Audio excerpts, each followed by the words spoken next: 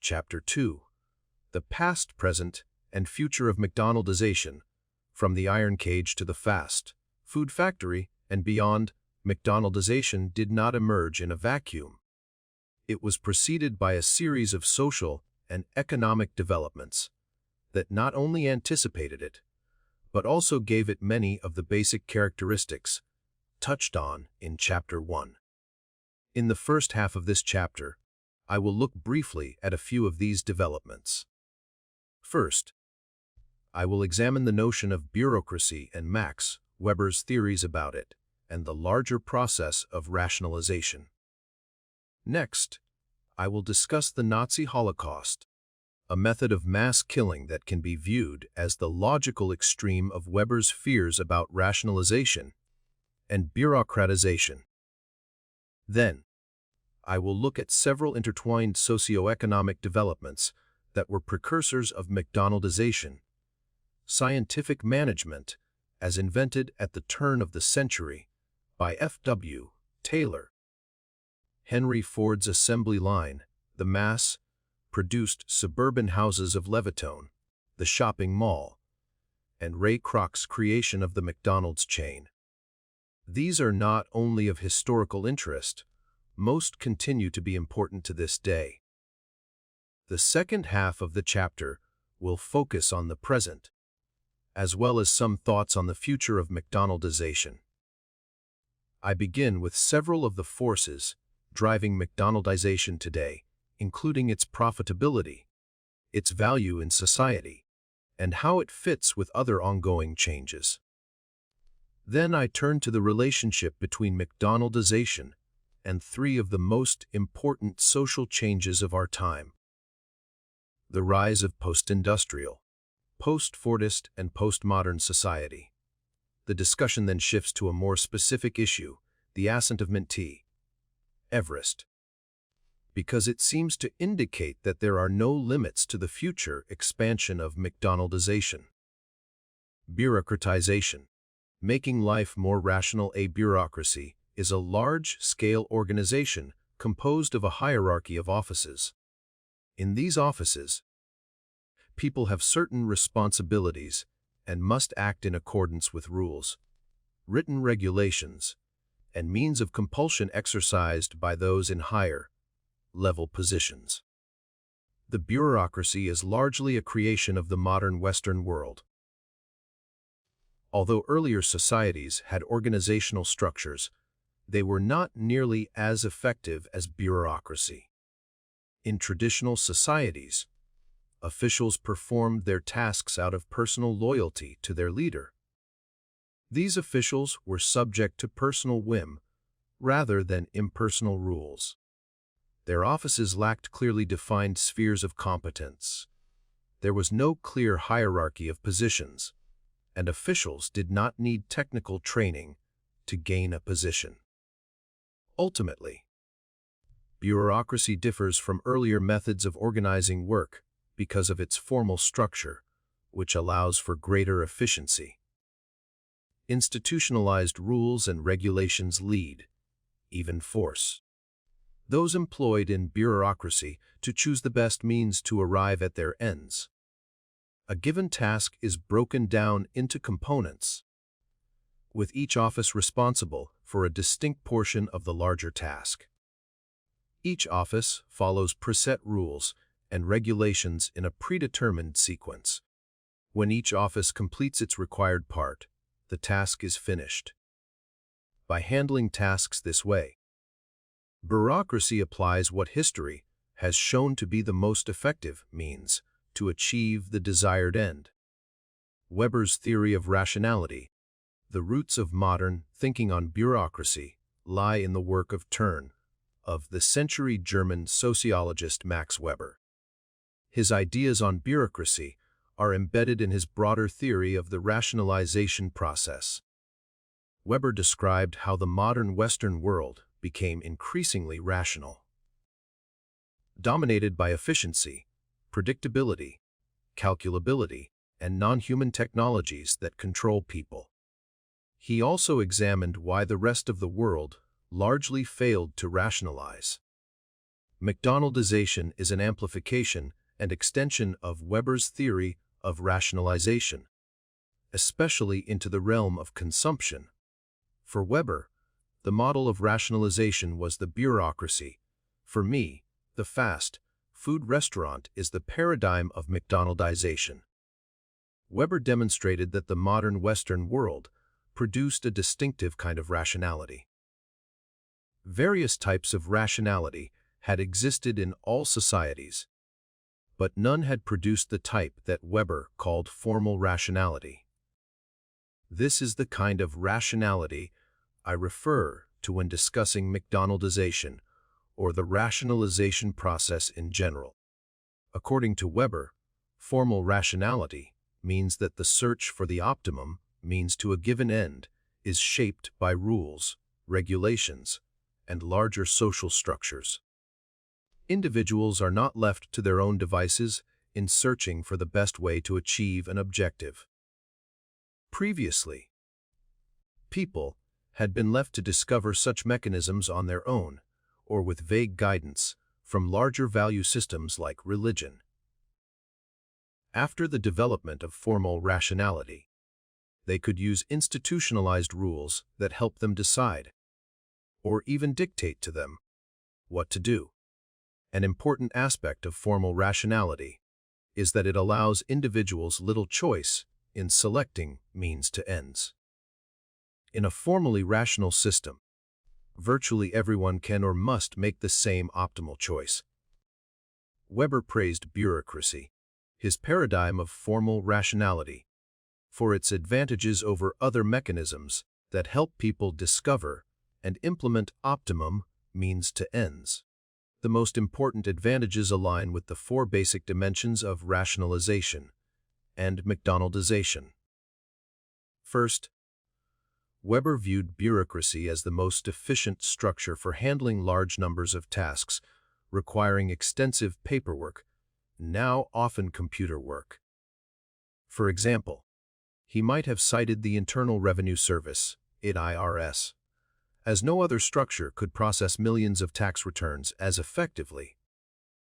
Second, bureaucracies emphasize the quantification of as many aspects as possible. Reducing performance to a series of quantifiable tasks helps measure success. For instance, an IRS agent is expected to process a certain number of tax returns each day. Handling fewer than required is unsatisfactory. Handling more is excellent. However, this quantitative approach presents a problem. Little or no concern for the actual quality of work. Employees are expected to finish tasks with little attention to how well they are handled.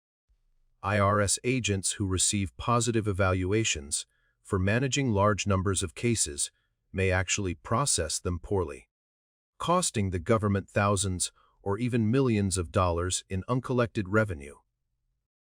Alternatively, they may handle cases so aggressively that they anger taxpayers. Third, bureaucracies operate in a highly predictable manner due to well-entrenched rules and regulations. Office holders know with great assurance how their colleagues will behave, what they will be provided with, and when they will receive it. Similarly, those receiving services from bureaucracies can predict what they will get and when. For example, recipients of Social Security checks know precisely when they will receive their money and the exact amount. Finally, bureaucracies emphasize control over people by replacing human judgment with the dictates of rules, regulations, and structures. Employees are controlled by the division of labor, which allocates well-defined tasks to each office. Workers must perform only these tasks in the prescribed manner. They may not create unique ways of completing them. Furthermore, by making few, if any, independent judgments, employees begin to resemble human robots or computers. This allows bureaucracies to replace humans with machines. This shift is already happening, as computers take over bureaucratic tasks once performed by people. Similarly, clients of bureaucracies are also controlled. They may receive services in specific ways but not others. For example, welfare payments can be received via check or direct deposit, but not in cash. Irrationality and the iron cage. Despite its advantages, bureaucracy suffers from the irrationality of rationality. Like a fast food restaurant, a bureaucracy can be a dehumanizing place to work and receive services. Ronald Takaki describes rationalized settings as places where the self was placed in confinement, its emotions controlled, and its spirit subdued. In other words, these are environments where people cannot always behave as human beings. They become dehumanized. Beyond dehumanization, bureaucracies exhibit other irrationalities. Instead of maintaining efficiency, they often become increasingly inefficient due to excessive red tape and other dysfunctions. The focus on quantification frequently results in poor, quality work. Bureaucracies can also become unpredictable, as employees grow uncertain about their responsibilities and clients do not receive the services they expect. As inefficiencies grow, bureaucracies lose control over both their workers and those they serve. Employees, frustrated by the non-human technologies replacing them, may even sabotage these systems. In the end, organizations designed for rationality often become deeply irrational. Although Weber was concerned with the inefficiencies of rationalized systems, he was even more alarmed by what he called the iron, or steel cage, of rationality. Bureaucracies function as cages, trapping individuals and denying their basic humanity. Weber feared that bureaucracies would become increasingly rational and that rational principles would dominate more and more areas of life. He envisioned a society where individuals would be locked into a web of rationalized structures, moving from one rational system to another, from rationalized schools to rationalized workplaces, from rationalized recreational settings to rationalized homes. Ultimately, society would become an interconnected network of rationalized systems with no escape. A clear example of Weber's fears is the modern rationalization of recreational activities. Leisure is often seen as a way to escape the rationalization of daily life. But over time, even these escape routes have been rationalized, adopting the same principles as bureaucracies and fast food chains. Examples include cruise lines, chains of campgrounds, and package tours. Take, for instance, a 7-day Mediterranean cruise.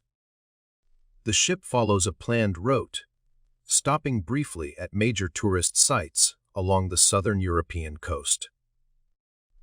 This itinerary maximizes the number of sites visited in a short period.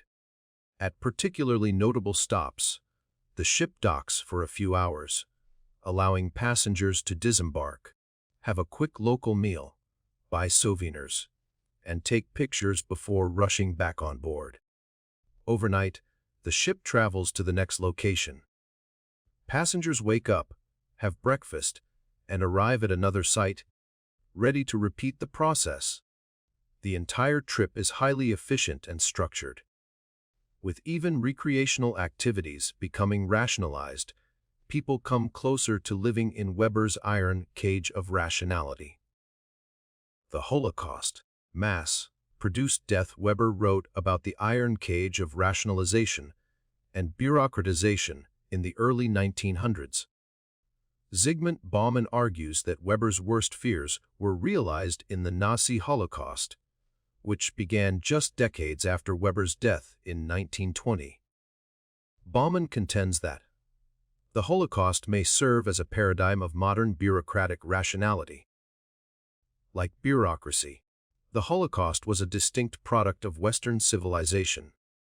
In fact, Bauman argues that the Holocaust was not an aberration, but was entirely in line with the guiding principles, priorities, and vision of modern civilization.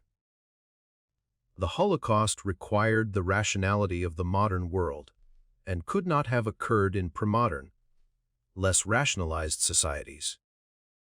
Earlier pogroms were too inefficient to allow for the systematic mass murder that defined the Holocaust.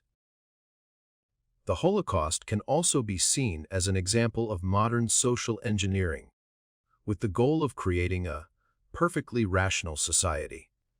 For the Nazis, this meant a society free of Jews, as well as Romani people, gays, lesbians, and the disabled. Hitler described Jews as a virus that had to be eliminated from Nazi society. The Holocaust exhibited all the core characteristics of rationalization and McDonaldization. It was an effective mechanism for the mass destruction of human life. For instance, early experiments showed that bullets were inefficient. The Nazis determined that gas chambers were the most effective method of execution. They also found it efficient to use Jewish prisoners to perform tasks such as selecting victims, which reduced the need for Nazi personnel. Many Jews cooperated because, in such a rationalized system, it seemed like the logical way to survive or help others. The Holocaust emphasized quantity. How many people could be killed in the shortest time?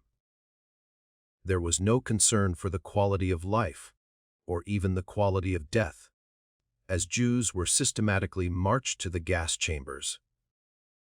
In another quantitative sense, the Holocaust stands as the most extreme example of mass extermination.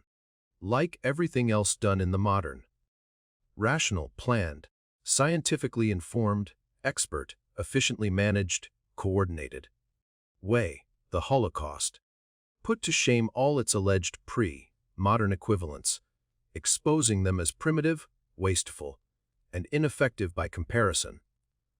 The Holocaust towers high above the past genocidal episodes. The Holocaust sought to make mass murder routine. The entire process had an assembly line quality. Trains transported victims to concentration camps, where they followed a set sequence of steps leading to execution. Camp workers then managed the systematic disposal of bodies. The victims were controlled by a vast non-human technology. Auschwitz was also a mundane extension of the modern factory system. Rather than producing goods, the raw material was human beings, and the end product was death, so many units per day marked carefully on the manager's production charts. The chimneys, the very symbol of the modern factory system, poured forth acrid smoke produced by burning human flesh. The brilliantly organized railroad grid of modern Europe carried a new kind of raw material to the factories. It did so in the same manner as with other cargo. Engineers designed the crematoria. Managers designed the system of bureaucracy that worked with a zest and efficiency. The Holocaust represents the ultimate irrationality of rationality. What could be more dehumanizing than murdering millions of people in such a mechanical, calculated way? To carry out these murders, the victims first had to be dehumanized, reduced to a set of quantitative measures. The German bureaucratic system was deployed in service of an incomprehensibly irrational goal. Discussing the Holocaust in the context of McDonaldization may seem extreme or even unreasonable. Clearly, the fast food industry cannot be equated with the Holocaust. There has been no greater crime in human history. However, there are strong reasons for presenting the Holocaust as a precursor to McDonaldization. First, the Holocaust was structured around the principles of formal rationality, relying heavily on bureaucratic organization. Second, it was closely linked to the factory system, which, as we will see, played a key role in other precursors of McDonaldization. Finally, Baumann's argument suggests that as formal rationality continues to spread through McDonaldization, a similar atrocity could happen again. Scientific management. Finding the one best way, a less dramatic, but no less important precursor to McDonaldization was the development of scientific management. In fact, Weber at times mentioned scientific management in his discussion of the rationalization process. Scientific management was created by Frederick W. Taylor in the late 19th and early 20th centuries. His ideas played a key role in shaping the work world throughout the 20th century. Taylor developed a series of principles designed to rationalize work, and was hired by a number of large organizations, see for example, Bethlehem Steel, to implement those ideas, mostly in their factories. Taylor was animated by the belief that the United States suffered from inefficiency in almost all our daily acts, and that there was a need for greater national efficiency. His followers came to be known as efficiency experts. His time and motion studies were designed to replace what Taylor called the inefficient rule of thumb methods, which dominated work in his day, with what he thought of as the cone best way. That is, the optimum means to the end of doing a job. Taylor outlined a series of steps to be followed in time and motion studies, including finding skilled workers, studying their elementary movements, as well as their tools and implements. Timing each step carefully, so calculability, with the aim of discovering the most efficient way of accomplishing each of them, eliminating all false movements, slow movements, and useless movements, and finally combining the most efficient movements and tools to create the own best way of doing a job. Scientific management also placed great emphasis on predictability.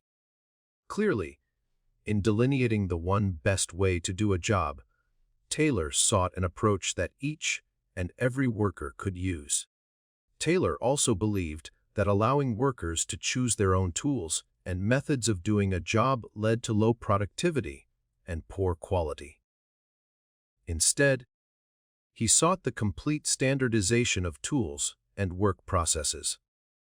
Taylor also favored clear and detailed standards that made sure all workers did a given type of job in the same way, and would therefore consistently produce high-quality work.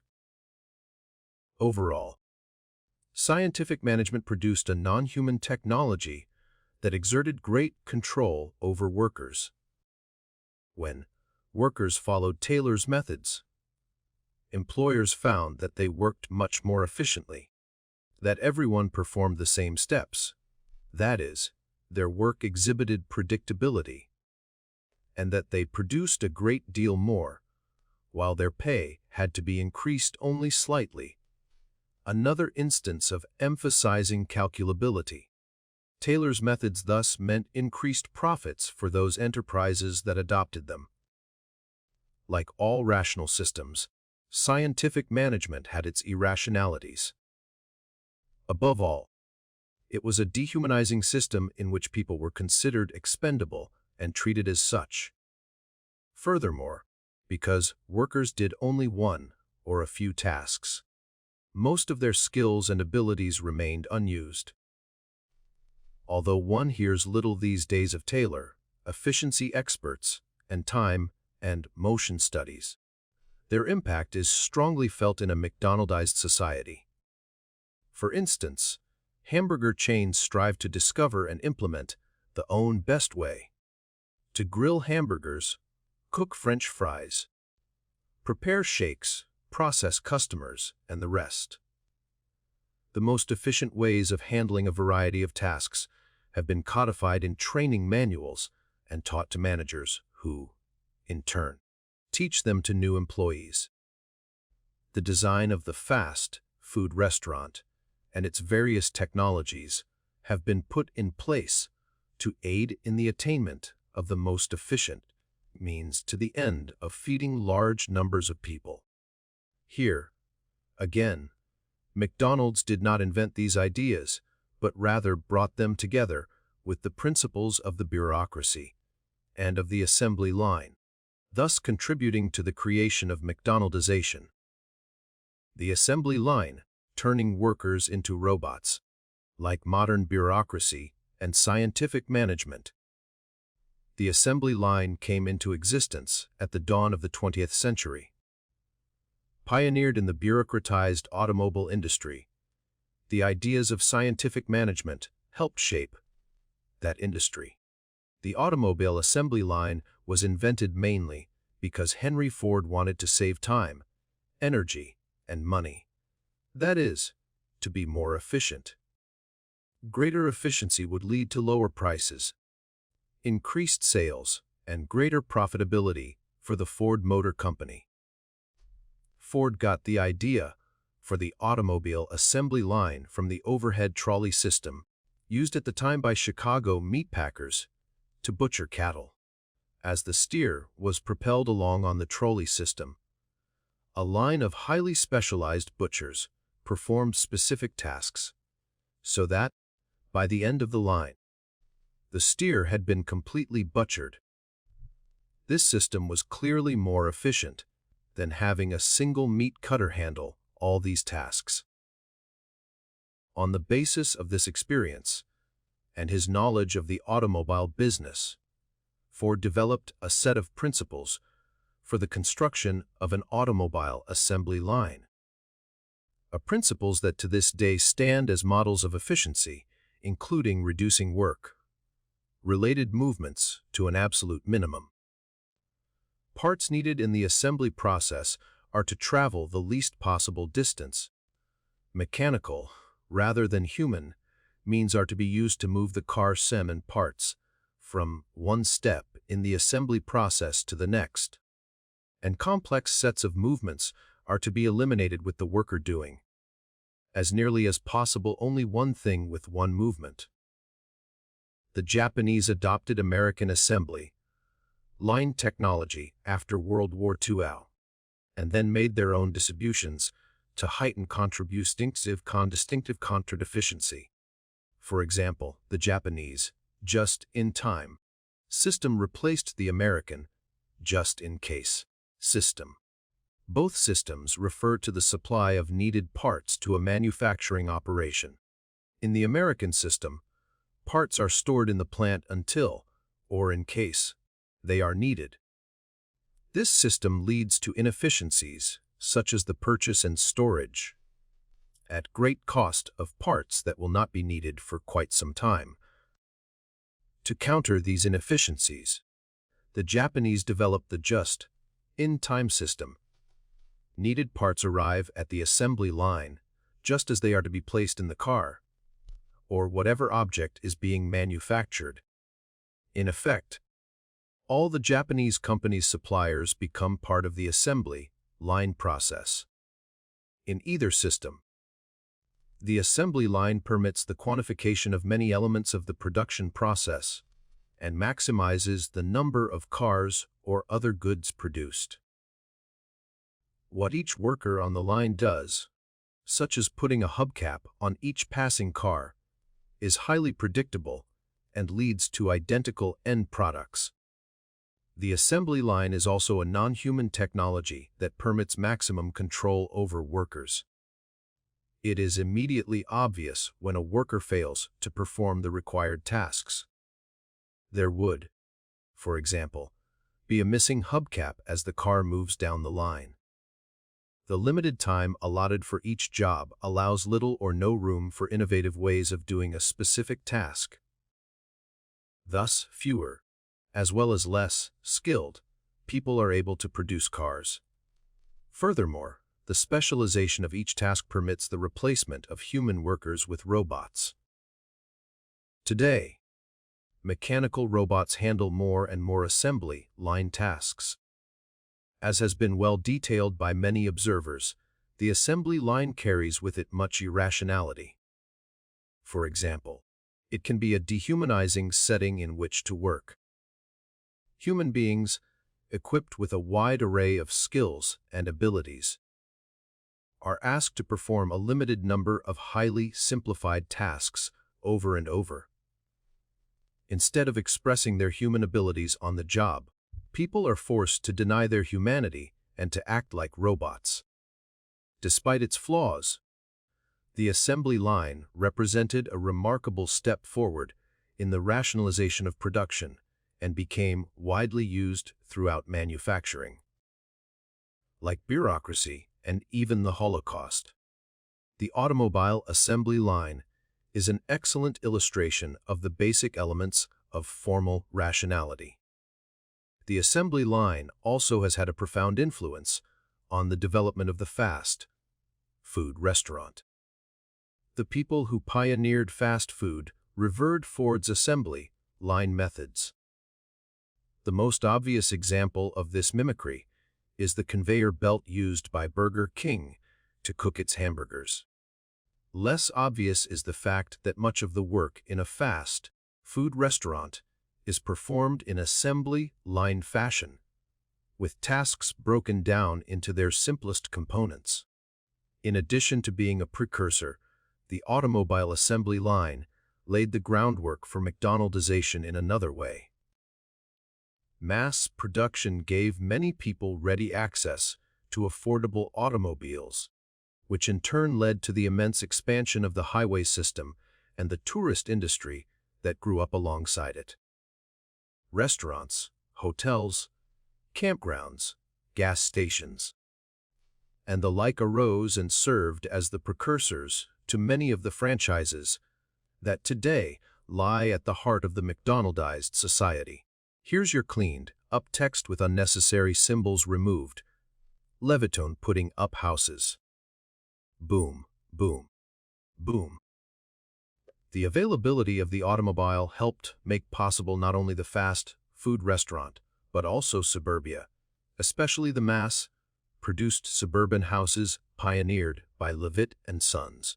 Between 1947 and 1951, this company built 447 homes on former New York potato fields, thereby creating Leviton, Long Island, and an instant community of 75,000 people.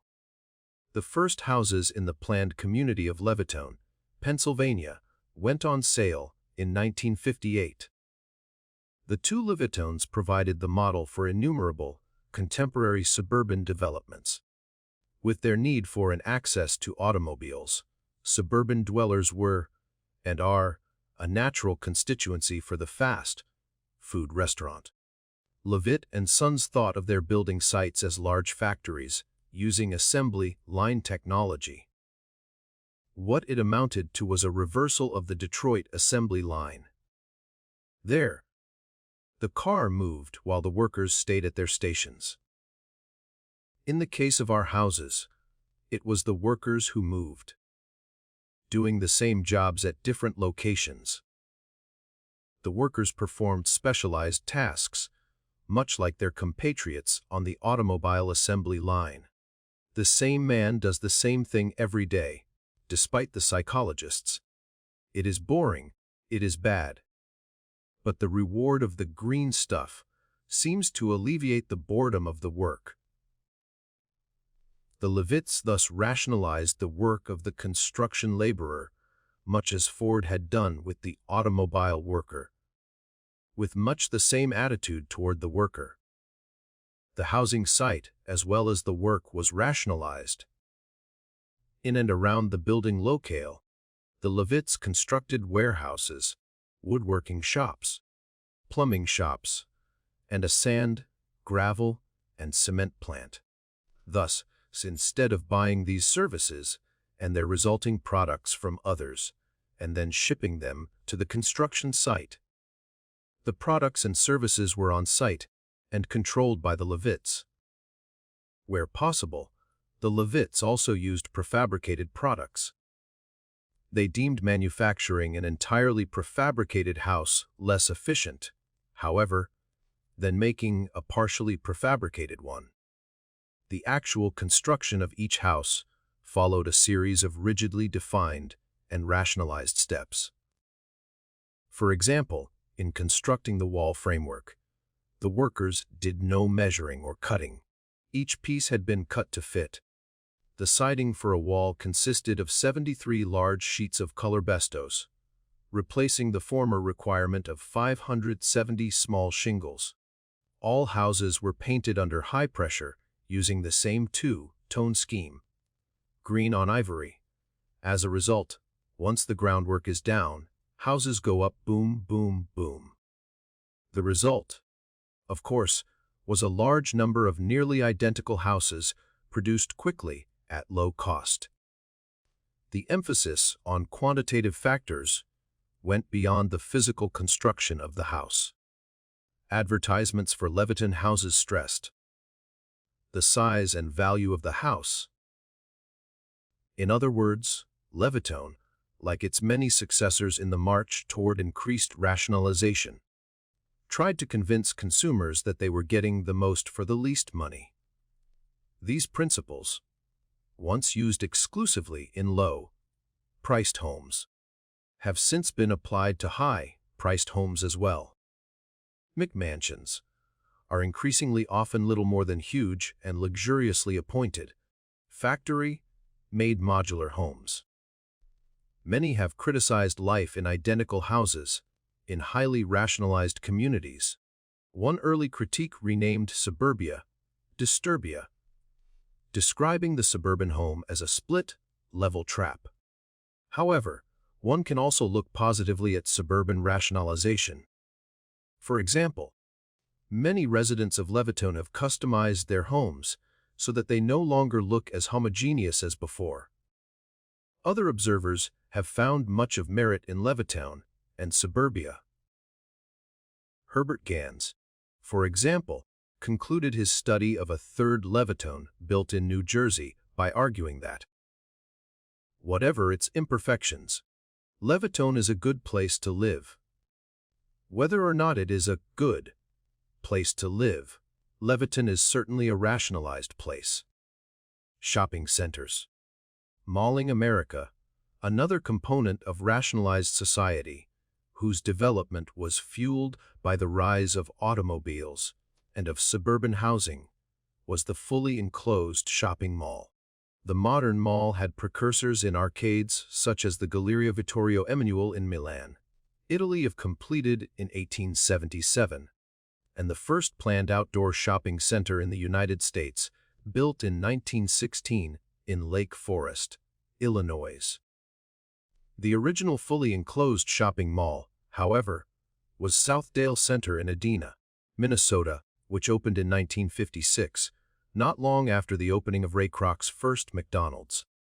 Today, tens of thousands of malls in the United States are visited by hundreds of millions of shoppers each month.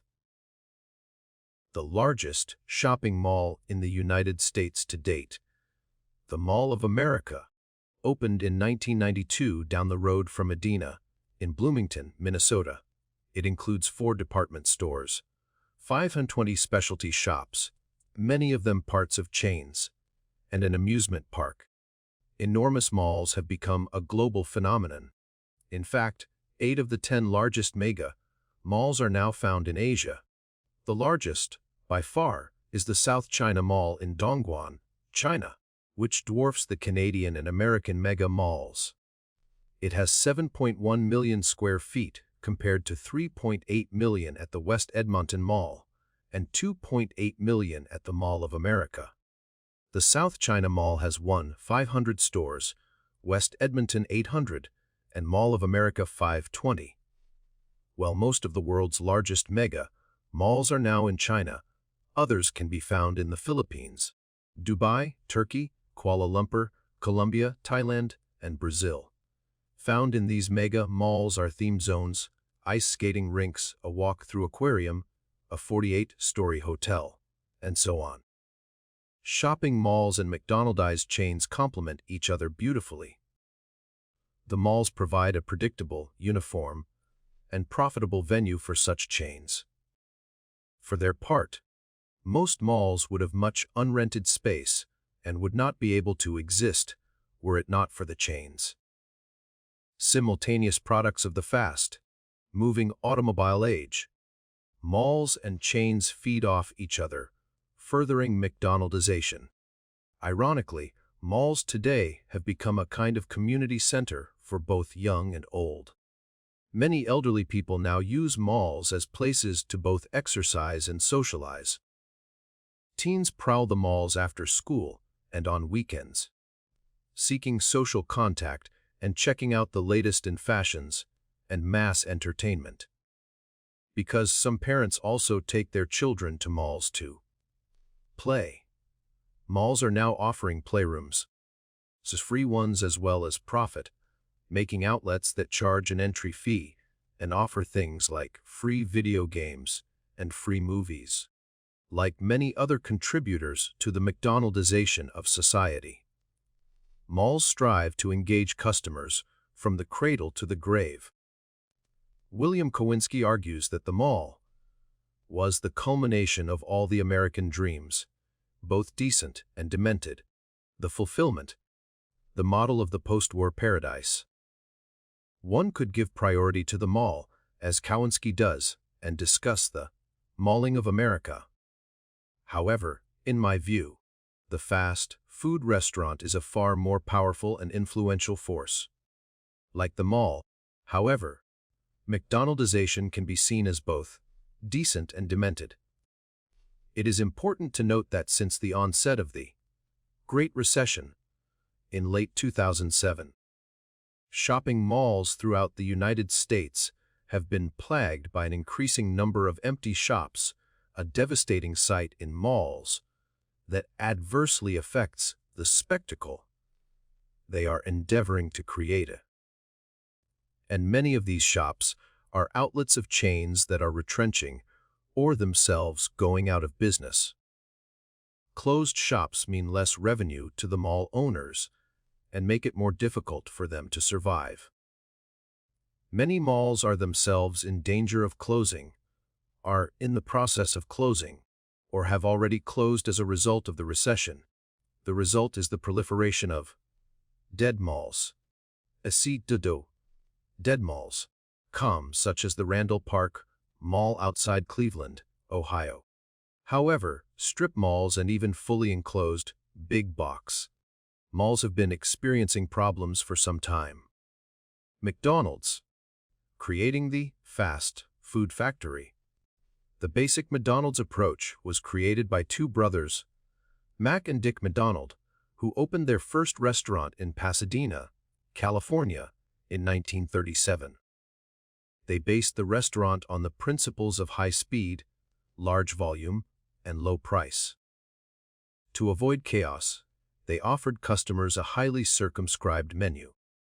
Instead of personalized service and traditional cooking techniques, the McDonald brothers used assembly line procedures for cooking and serving food.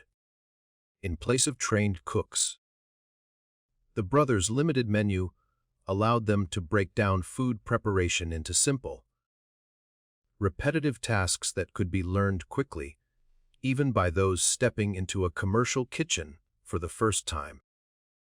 They pioneered the use of specialized restaurant workers, such as grill men, shake men, fry men, and dressers, those who put the extras on burgers and who wrap them. They developed regulations dictating what workers should do and even what they should say. In these and other ways, the McDonald brothers took the lead in developing the rationalized fast food factory. Ray Kroc invented neither the McDonald's principles nor the idea of a franchise. Franchising is a system in which one large firm grants or sells the right to distribute its products or use its trade name and processes to a number of smaller firms. Franchise holders, although legally independent, must conform to detailed standards of operation designed and enforced by the parent company. The Singer Sewing Machine Company pioneered franchising after the Civil War, and automobile manufacturers and soft drink companies were using it by the turn of the 20th century. By the 1930s, it had found its way into retail businesses such as Western Auto, Rexall Pharmacy, and the IGA food markets. In fact, there had been many efforts to franchise food service before Kroc arrived on the scene in the early 1950s. The first food service franchises, the A&W root beer stands, made their debut in 1924. Howard Johnson began franchising ice cream and other food in 1935. The first Dairy Queen opened in 1944. Efforts to franchise it nationally led to a chain of about 500 outlets by 1948. Other well-known food franchises predated McDonald's. Big Boy started in the late 1930s, and Burger King, then Instaburger and Kentucky Chicken began in 1954. Thus, Kroc's first McDonald's, which opened on April 15, 1955, was a relative latecomer to the franchising business in general, and the food franchise business in particular. In 1954, when Ray Kroc first visited it, McDonald's was a single drive-in hamburger stand in San Bernardino, California, ironically, the same city where Taco Bell was founded by Glenn Bell. The basic menu, the approach, and even some of the techniques that McDonald's is famous for today had already been created by the McDonald brothers. Although it was a local sensation, the McDonald brothers were content to keep it that way. They were doing very well and had few grand ambitions, despite a few tentative steps toward franchising. With plenty of ambition for all of them, Kroc became their franchising agent and went on to build the McDonald's empire of franchises. At first, Kroc worked in partnership with the McDonald brothers, but after he bought them out in 1961 for $2.7 million, he was free to build the business as he wished. Kroc took the specific products and techniques of the McDonald brothers and combined them with the principles of other franchises, food service and others, bureaucracies, scientific management, and the assembly line. Kroc's genius was in bringing all these well-known ideas and techniques to bear on the fast food business and adding his ambition to turn it, through franchising, into a national, then international, business. McDonald's and McDonaldization, then, do not represent something new, but rather the culmination of a series of rationalization processes that had been occurring throughout the 20th century. Kroc's major innovation lay in the way he franchised McDonald's. He did not permit regional franchises in which a single franchisee received control over all the outlets to be opened in a given area. Other franchisors had foundered because regional franchisees had grown too powerful and subverted the basic principles of the company. Kroc maximized central control, and thereby uniformity throughout the system, by granting franchises one at a time, and rarely granting more than one franchise to a specific individual. Kroc also gained control over, and profited from, the franchisee's property. Another of Kroc's innovations was to set the fee for a franchise at a rock bottom $9.50. Other franchisors had set very high initial fees and made most of their money from the initial setup. As a result, they tended to lose interest in the continued viability of the franchisees. At McDonald's, profits did not come from high initial fees, but from the 1.9% of store sales that headquarters demanded of its franchisees. The success of Kroc and his organization thus depended on the prosperity of the franchisees. This mutual interest was Kroc's greatest contribution to the franchise business and a key factor in the success of McDonald's and its franchisees, many of whom became millionaires. Although Kroc imposed and enforced a uniform system, he encouraged the franchisees to come up with innovations that could enhance not only their operations, but also those of the system as a whole. Take the case of product innovations. Kroc himself was not a great product innovator. One of his most notorious flops was the hula burger, a slice of grilled pineapple between two pieces of cheese wrapped in a toasted bun. Successful creations, such as the fish sandwich, the filet-o fish, the egg muffin, McDonald's breakfast meals, and even the Big Mac, came from franchisees. Thus, McDonald's achieved a balance between centralized control and the independence of franchisees. Kroc spearheaded a series of developments that further rationalized the fast food business. For one thing, he unwittingly served as preacher and cheerleader for the principles of rationalization as he lectured about uniformity, about a standardized menu, one-size portions, same prices, same quality in every store. This uniformity allowed McDonald's to differentiate itself from its competitors, whose food was typically inconsistent. McDonald's also led the field by imposing a limited menus, at first 10 items, by creating tough standards for the fat content of its hamburgers, by converting to frozen hamburgers and French fries, by using inspectors to check on uniformity and conformity, and by forming in 1961 the first full-time training center in the business, called Hamburger University, and offering a degree in hamburgerology. Today, more than 80,000 managers in McDonald's restaurants have graduated from Hamburger University, and 5,000 students attend each year, now located in a 130,000 square foot state-of-the-art facility on the McDonald's home office campus in Oak Brook, Illinois. Because of McDonald's international scope, translators and electronic equipment enable professors to teach and communicate in 28 languages at one time. McDonald's also manages 10 international training centers, including hamburger universities in England, Japan, Germany, Brazil, Hong Kong, and Australia. In 1958, McDonald's published an operations manual that detailed how to run a franchise. This manual laid down many of the principles for operating a fast food restaurant.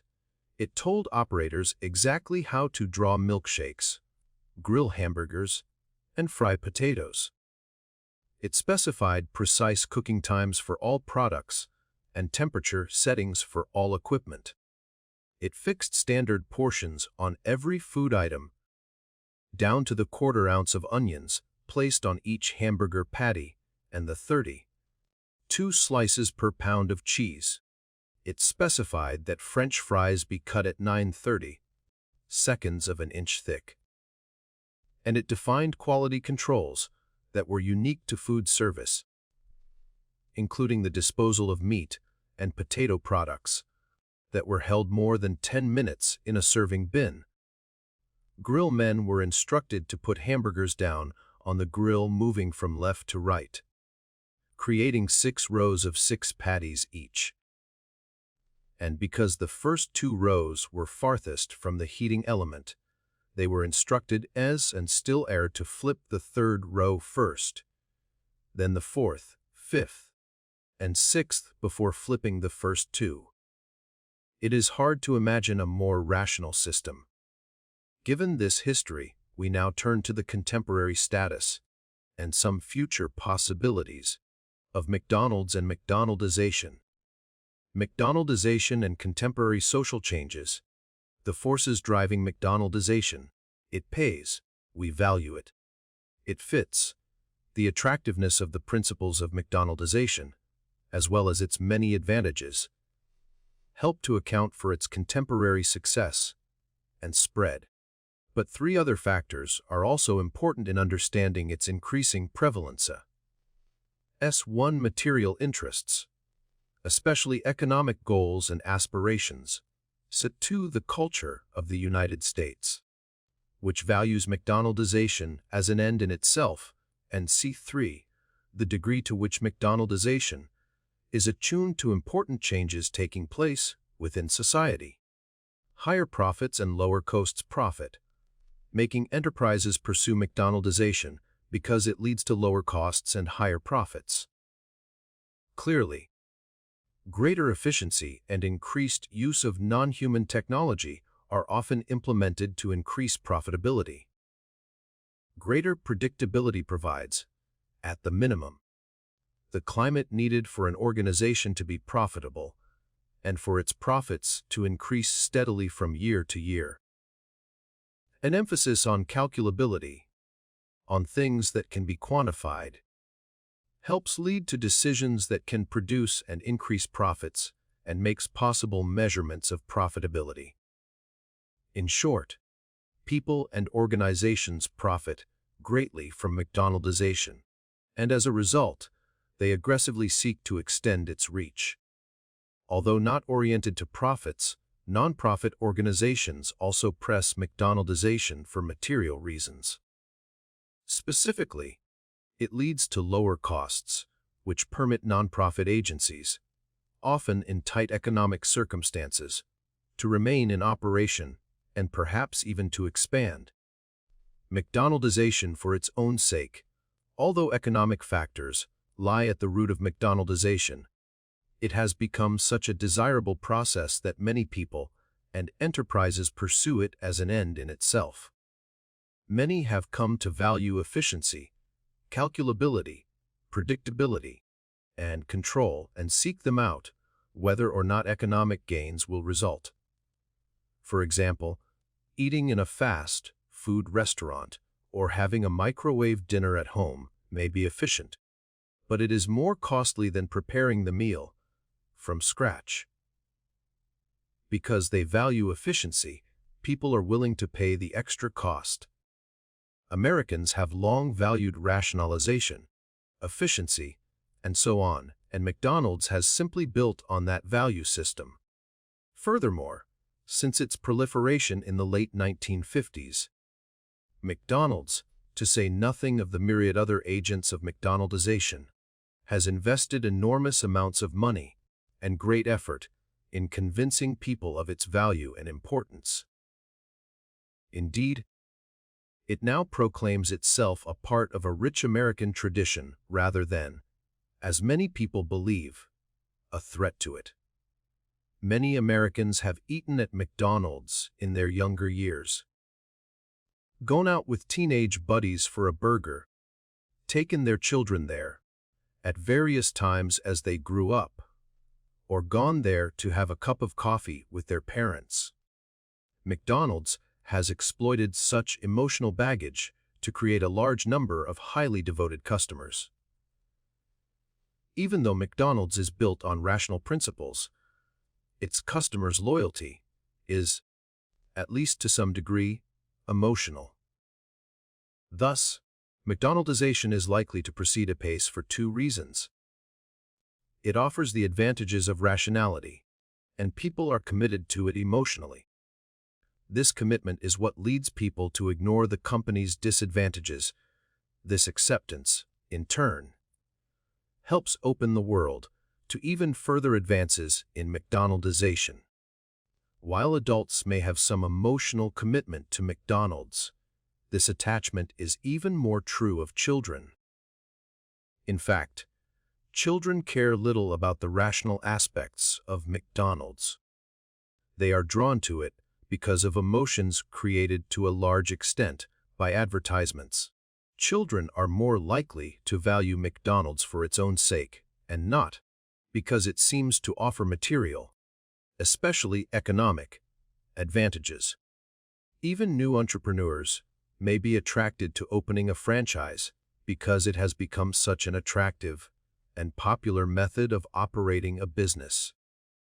In so doing, they may ignore the fact that a given franchise market is saturated and there is little chance of making a profit in such a market. McDonaldization and the changing society. A third explanation of the rush toward McDonaldization is that it meshes well with other changes occurring in American society and around the world. For example, the number of single-parent families and the number of women working outside the home have increased greatly. There is less likely to be anyone with the time to shop, prepare the ingredients, cook the food, and clean up afterward.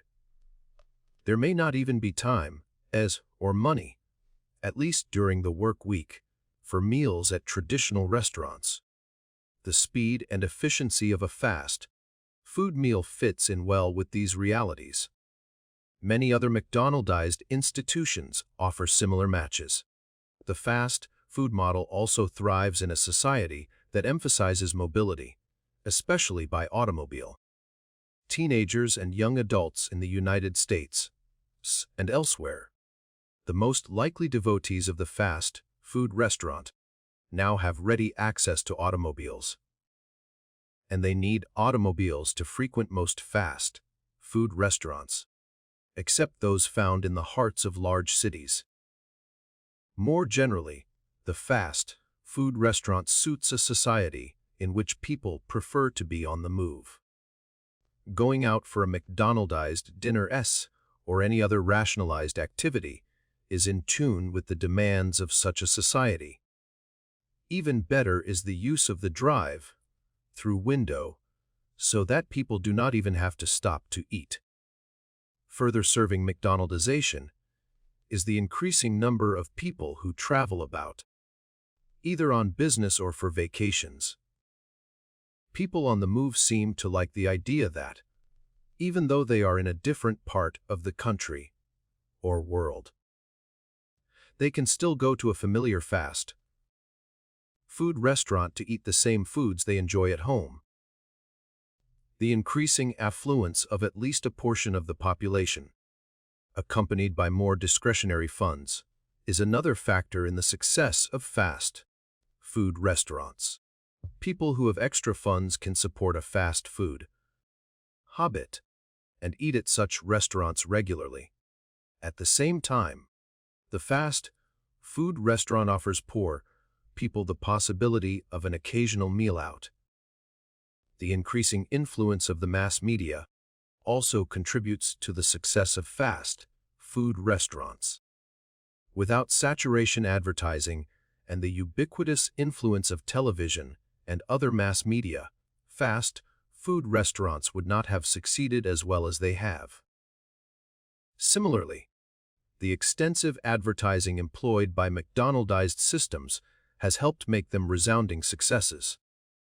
Of course, technological change has probably played the greatest role in the success of McDonaldized systems.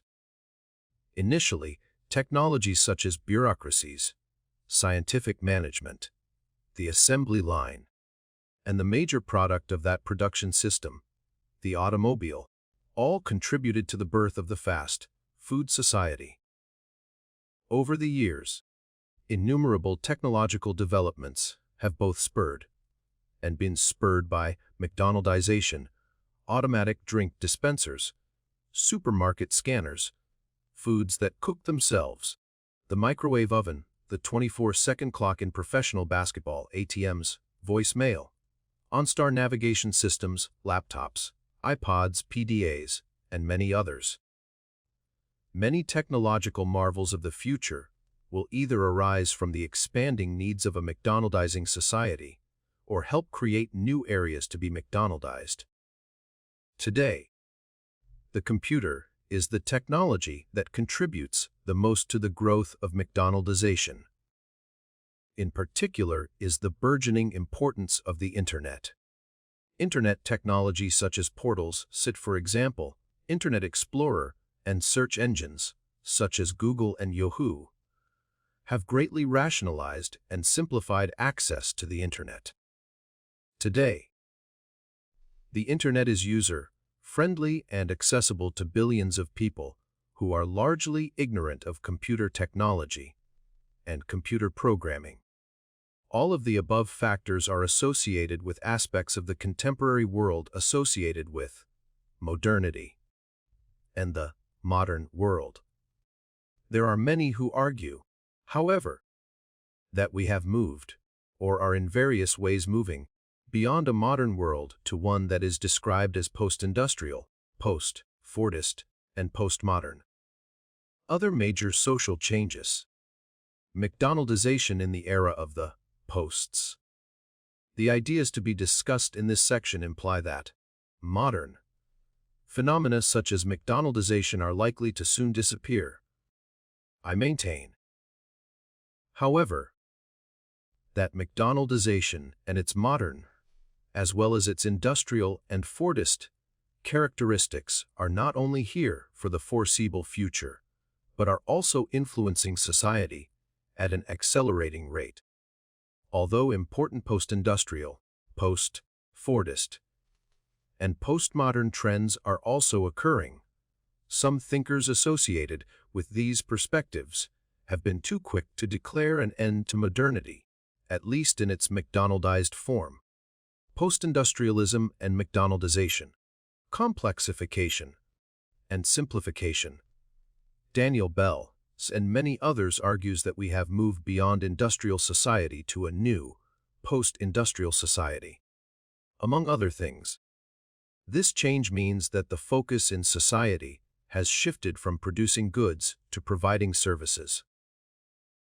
Throughout most of the 20th century, the production of goods such as steel and automobiles dominated the economy of the United States. Today, however, the economy is dominated by services, such as those related to education, computers, healthcare, and fast food. The rise of new technologies and the growth in knowledge and information processing are also characteristic of post-industrial society. Professionals, scientists, and technicians have increased in number and importance.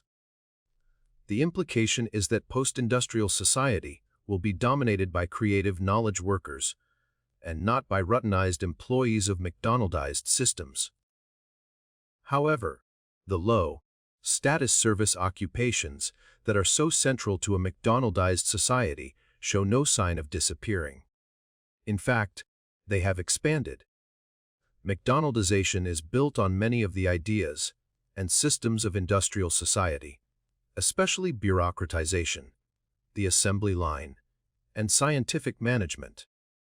Society is certainly post-industrial in many ways, and knowledge workers have grown more important. But the spread of McDonaldization indicates that some aspects of industrial society are still with us and will remain so for some time to come.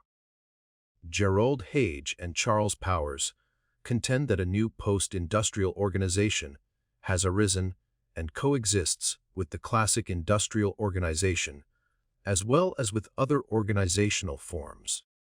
The post-industrial organization has a number of characteristics, including a leveling of hierarchical distinctions, a blurring of boundaries between organizations, a more integrated and less specialized organizational structure, an increase in behavior that is not bound by rules, and hiring policies that emphasize the creativity of potential employees.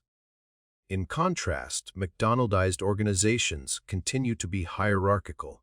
The behavior of employees and even managers is tightly bound by rules.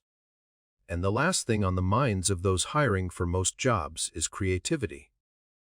Hage and Powers contend that jobs involving tasks that are most clearly defined, technically simple, and most often repeated, are being eliminated by automation. While many such jobs have been eliminated in heavy industry, they are not only alive and well, but growing in McDonaldized service organizations. Post-industrial organizations are also characterized by customized work and products. Whereas standardized work, everyone follows the same procedures, scripts and uniform products are the norm in McDonaldized settings. Unquestionably, post-industrial organizations are on the ascent, but McDonaldized organizations are also spreading. Modern society is sustaining contradictory organizational developments. Hage and Powers envision a broader change in society as a whole. The emphasis will be on creative minds, complex selves, and communication among people who have these characteristics. They argue that complexification will be the prevailing pattern of social change in post-industrial society. Although some aspects of modern society are congruent with that image, McDonaldization demands uncreative minds, simple selves, and minimal communication dominated by scripts and routines. McDonaldization emphasizes simplification, not complexification. In sum, the post-industrial thesis is not wrong, but is more limited than many of its adherents believe. Post-industrialization coexists with McDonaldization. My view is that both complexification and simplification will prevail, but in different sectors of the economy and the larger society. Fordism and post-Fordism, or is it McDonaldism? A similar issue concerns a number of thinkers, especially those associated with Marxism, who claim that industry has undergone a transition from Fordism to post-Fordism. Fordism, of course, refers to the ideas, principles, and systems spawned by Henry Ford and discussed previously. Fordism has a number of characteristics, including mass production of a homogeneous product, inflexible technologies, standardized work routines, or Taylorism, efforts to increase productivity, and a market for mass-produced items. Although Fordism grew throughout the 20th century, especially in the heavy industry of the United States, it reached its peak and began to decline in the 1970s. The oil crisis of 1973 and the subsequent downturn in the American automobile industry were primary factors in the decline of Fordism. Some argue that the decline of Fordism has been accompanied by the rise of post-Fordism, which has a number of its own distinguishing characteristics. Declining interest in mass products and growing interest in more customized and specialized products. Style and quality are especially valued. Rather than drab and uniform products, people want flashier goods that are easily distinguishable. Post-Fordist consumers are willing to pay more for distinctive, high-quality products. Shorter production runs. The more specialized products demanded in post-Fordist society require smaller and more productive systems. Huge factories producing uniform products are replaced by smaller plants, turning out a wide range of products. Flexible production. New technologies make flexible production profitable. For example, computerized equipment that can be reprogrammed to produce different products replaces the old, single-function technology. This new production process is controlled through more flexible systems, such as a more flexible form of management. Fordism and post-Fordism, or is it McDonaldism?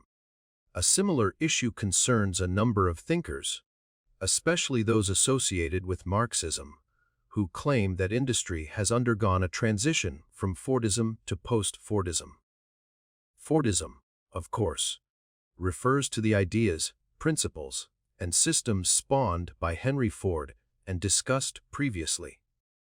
Fordism has a number of characteristics, including mass production of a homogeneous product, inflexible technologies, standardized work routines, or Taylorism, efforts to increase productivity, and a market for mass-produced items.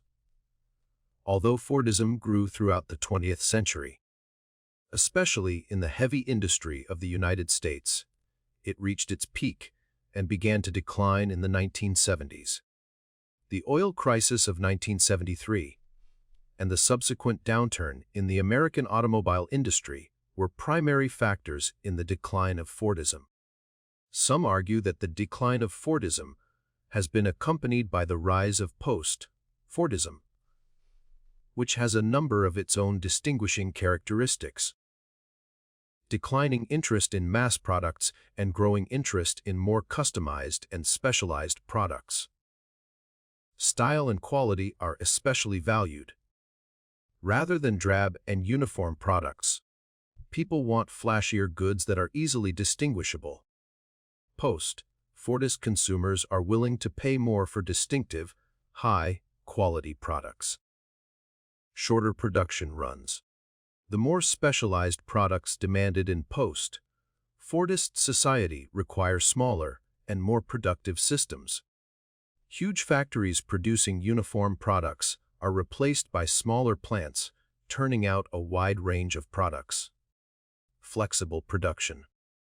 New technologies make flexible production profitable. For example, computerized equipment that can be reprogrammed to produce different products replaces the old, single-function technology. This new production process is controlled through more flexible systems, such as a more flexible form of management. More capable workers. Post-Fordist workers need more diverse skills and better training to handle the more demanding, more sophisticated technologies. These new technologies require workers who can handle more responsibility and operate with greater autonomy.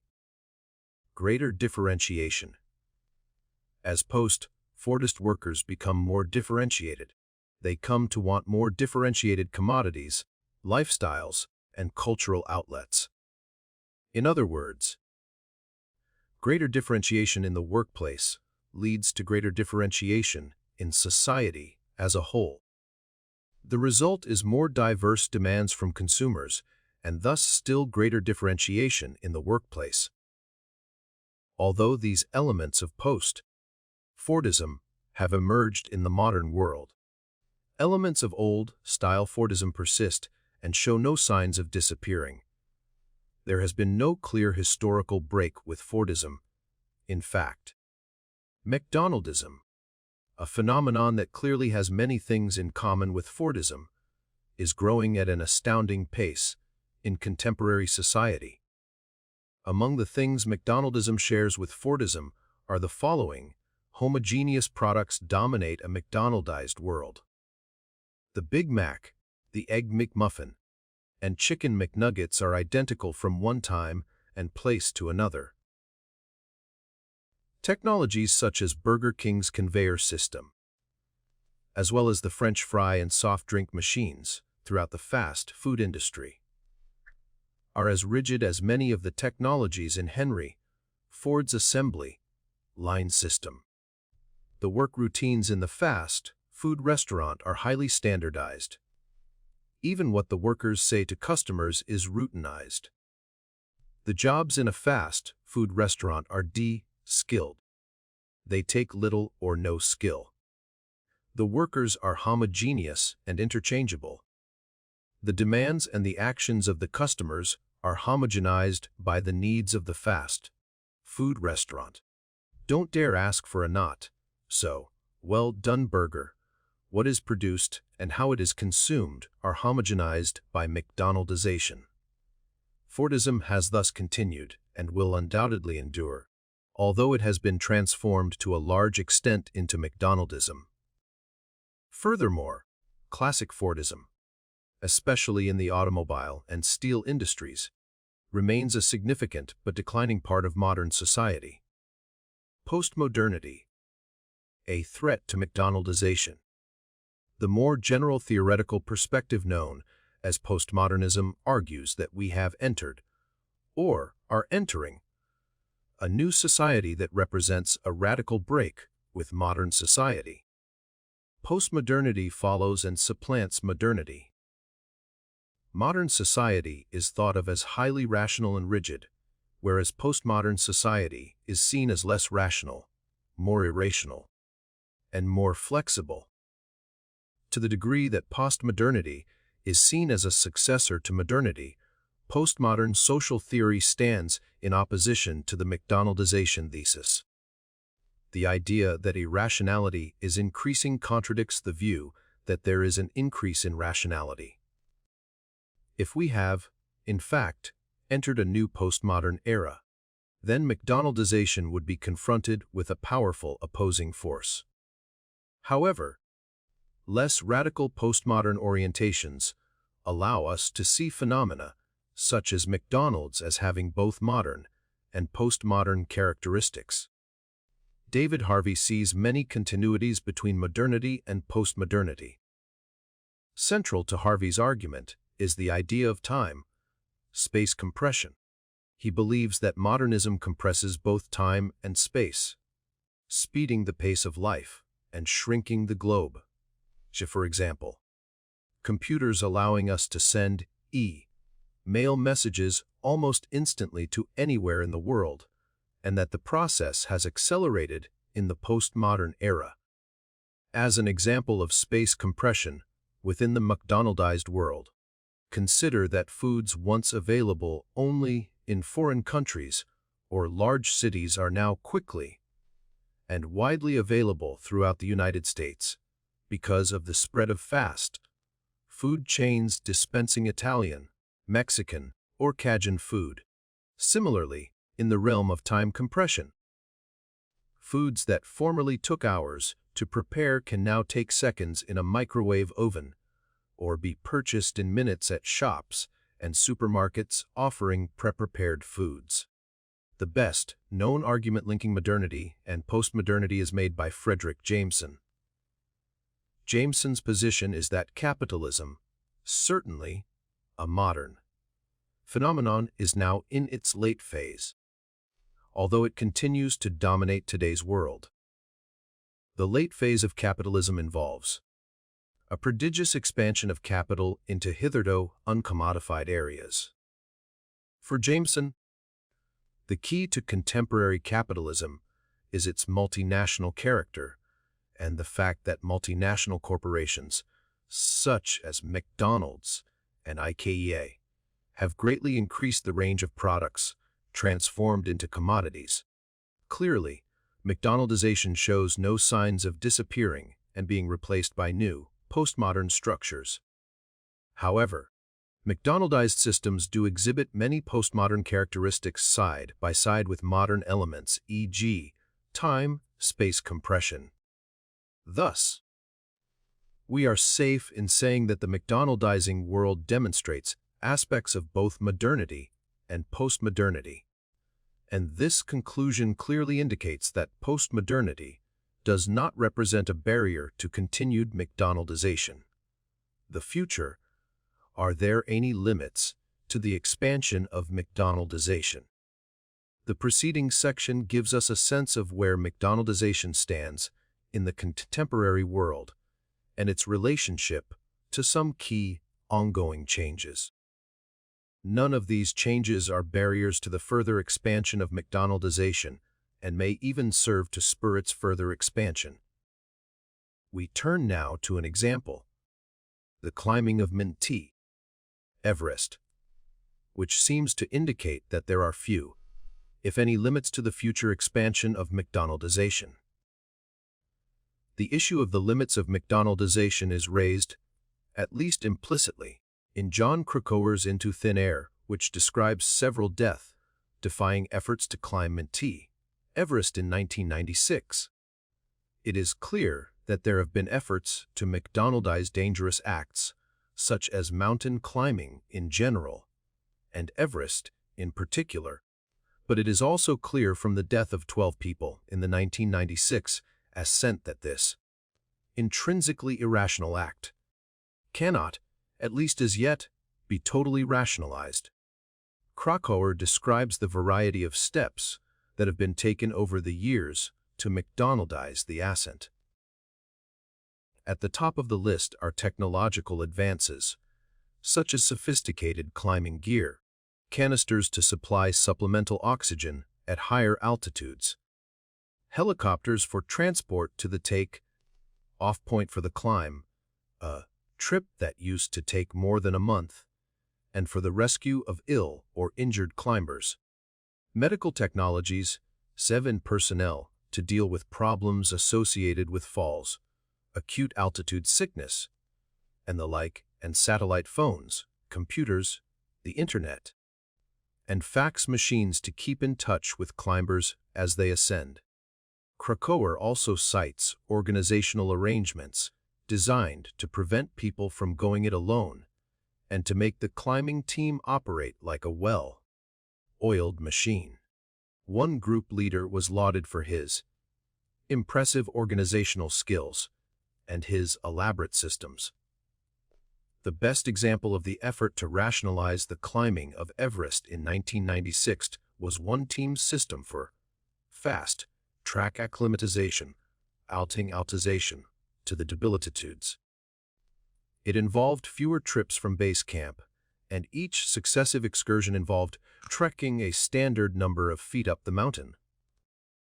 Overall, the fast track method involved spending 4 weeks above 17,000 feet, 8 nights at 21,300 feet or higher, and only 1 night at 24,000 feet before climbers began the ascent to the 29,028-foot summit of Everest. The standard, less rationalized procedure involves climbers spending more time at 21,300 feet and higher, and there is at least one climb to 26,000 feet before attempting to reach the summit. On the basis of his observations, Krakauer cautiously concludes, there is little question that extending the current 8 or 9 night acclimatization period at 21,000 to 24,000 feet would provide a greater margin of safety. Those who sought to McDonaldize the climbing of Everest, trying to turn the route up the mountain into a nice, can be described into a nice, smooth, safe toll road. They stood to earn higher fees and to recruit more well-heeled climbers in the future if they could demonstrate that the dangers associated with climbing Everest were under control. Said one group leader, "We've got the big E figured out. We've got it totally wired. These days, I'm telling you, we've built a yellow brick road to the summit bot." The limitations of such efforts, however, are reflected in the argument that an expedition up Everest can't be run like a Swiss train. Several irrationalities of rationality are associated with such a McDonaldized effort. Traffic jams were created on the mountain because so many groups with so many people were attempting the climb. Paying climbers tended to be ill-trained, ill-prepared, and dependent on the guides. Most were strangers without much knowledge of one another's strengths and limitations as climbers. Because the climbers were paying large fees, leaders found it hard to say no to them even in situations where the climbers should have been refused. But the best example of the irrationality of rationality relates to acclimatization. The fast track method of acclimatization was efficient and allowed people to climb higher and faster and to get to the top quicker, but it depended on the use of bottled oxygen at higher levels.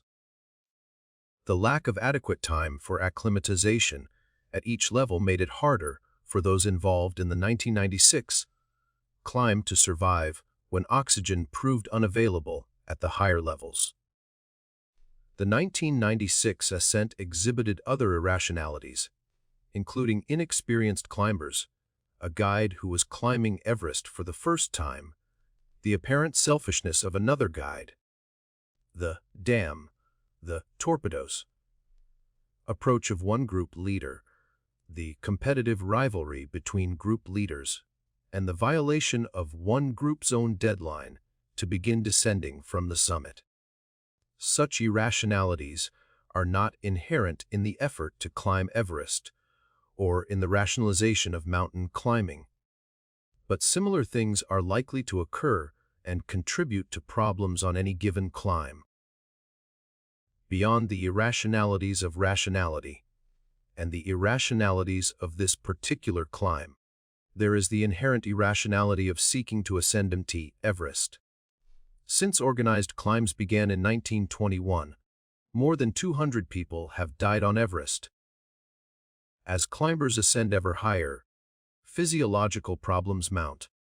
Crevasses can shift, hurtling climbers to their death. Rocks careening down the mountain take their toll. The wind chill can reach 100 dF. In fact, the biggest irrationality is the weather. In 1996, a completely unexpected storm killed those 12 climbers who were attempting to reach the peak, the largest single death toll in the history of Everest ascents. The 1996 Everest disaster would seem to indicate that, despite people's best efforts, McDonaldization has limits. We certainly will never fully rationalize such death, defying activities as the climbing of Everest. But as we have seen, McDonaldization is not an all or nothing process. There are degrees of McDonaldization. Thus, many will continue to try to minimize the irrationalities associated with mountain climbing. In the case of Everest, future climbers can learn from past disasters and develop methods to minimize or eliminate the risks. The biggest danger is the unexpected storm, but improved weather, forecasting, and sensing devices can be developed and deployed. While further accidents and deaths will mark future ascents of Everest, as surprise storms will occur again, we may well be approaching something approximating a yellow brick road to the summit of Everest Est, perhaps operated by Disney. But by that time, it is likely that those daredevils who have found Everest so alluring will seek out some less McDonaldized adventures or, better yet, find new ways of de-McDonaldizing the climbing of mountains such as Everest. In fact, very recent developments in mountain climbing serve to make it less McDonaldized and more of an adventure. As the president of the American Alpine Club said, 50 years ago, adventure in the mountains was more about going places where no one had been. Most of these places have been more thoroughly explored. Maybe adventure gets redefined. One of the ways that it has been redefined is to begin eliminating the changes that served to McDonaldize climbing. For example, some climbers are choosing to be free soloists by refusing to use McDonaldizing protective gear such as ropes and harnesses to focus on the simplicity and commitment of pure climbing. Others are seeking to McDonaldize mountains as fast, trying to climb mountains by climbing and make it more dangerous climbing and maintenance as they can. There is great momentum to the process of McDonaldization, but natural limits and personal, to climb faster interests also present some powerful barriers to it. While there may still be barriers in the natural and personal world, are there any to be found in the social and economic world? That is there anything to stop McDonaldization from altering everything about social and economic life, not only in the United States, but around the world? We will return to this question in Chapter 7, where we will see that there are barriers to McDonaldization. In fact, we will address in depth the possibility of de-McDonaldization.